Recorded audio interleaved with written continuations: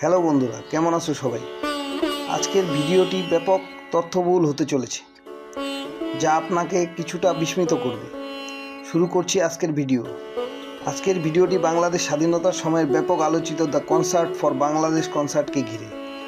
The concert for Bangladesh 1971 সালের 1 August new ইয়র্কের মডিসন square গার্ডেনে অনুষ্ঠিত হয়, যা ছিল জর্জ হ্যারিসন ও রবি শঙ্কর আয়োজিত একটি ঐতিহাসিক benefit concert.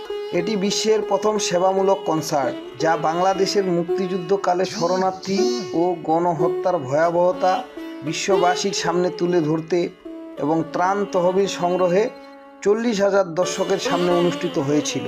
The concert for বাংলাদেশের বিস্তারিত কিছু তথ্য এই ভিডিওর মাধ্যমে তুলে ধরছি আমরা মেলোডি মিউজিক মিনিয়ার পক্ষ থেকে। এই কনসার্টটির আয়োজন করেছিলেন সাবেক বিটলস ব্যান্ডের তারকা জর্জ হ্যারিসন এবং ভারতীয় সেতার বাদক রবি শঙ্কর। এই কনসার্টের উদ্দেশ্য ছিল বাংলাদেশে স্বাধীনতা চলাকালীন অবস্থায় পাকিস্তানের বর্বরতা, গণহত্যা, ক্ষতিগ্রস্তদের সহায়তা ও অর্থ সংগ্রহ, আন্তর্জাতিক জনমত তৈরি।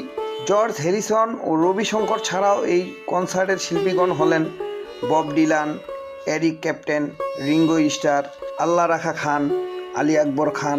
এছাড়াও আরও অনেক বিখ্যাত শিল্পীরা এই অনুষ্ঠানে পারফর্মেন্স করেছিলেন। সাবেক বিটলস ব্যান্ডের লিড গিটারিস্ট জর্জ হ্যারিসন ও সেতার বাদক রবি শঙ্কর এই কনসার্টের জন্য সর্বাত্মক সহযোগিতা করেন এবং তারা গোটা বিশ্বকে ব্যাপকভাবে সফলতার মুখ দেখিয়েছিলেন। বলে নেওয়া ভালো, বেনিফিট কনসার্ট জিনিসটা কি? যে কনসার্ট দর্শকরা টাকা বা টিকিট কেটে উপভোগ করে, সেটি হচ্ছে benefit concert. Concert for Bangladesh কনসার্টটি সেই সময়ে 40,000 দর্শকের উপস্থিতিতে হয়েছিল এবং এই কনসার্টটিতে 2,43,418.51 মার্কিন ডলার অর্থাৎ বর্তমান বাংলাদেশের টাকায় 2,92,10,201 টাকা ইনকাম করেছিল, যেটা সেই সময়ে হিউজ ইনকাম। এই অনুষ্ঠানে গাওয়া গানগুলো হলো wow wow, something, young blood, my sweet Lord, Bangladesh. অনুষ্ঠানের একটি অতিরিক্ত গান সহ মোট 19টি গান পরিবেশিত হয়েছিল, যার সব ধরনের ইনফরমেশন আপনারা গুগল করলে পেয়ে যাবেন। এই অনুষ্ঠানে অনুপ্রাণিত হয়ে 1985 সালের লাইভ এইড এবং 2001 সালে the concert for new York city অনুষ্ঠিত হয়েছিল এবং সেগুলো ব্যাপক সাড়া ফেলেছিল গোটা বিশ্বে। যাই হোক, আবারও ফিরছি মূল ইতিহাসে। দ্য কনসার্ট ফর বাংলাদেশ অনুষ্ঠানটি শেষ হওয়ার পর এই কনসার্টটি অ্যালবাম আকারে বাজারে আসতে প্রায় 3 মাস সময় লেগেছিল।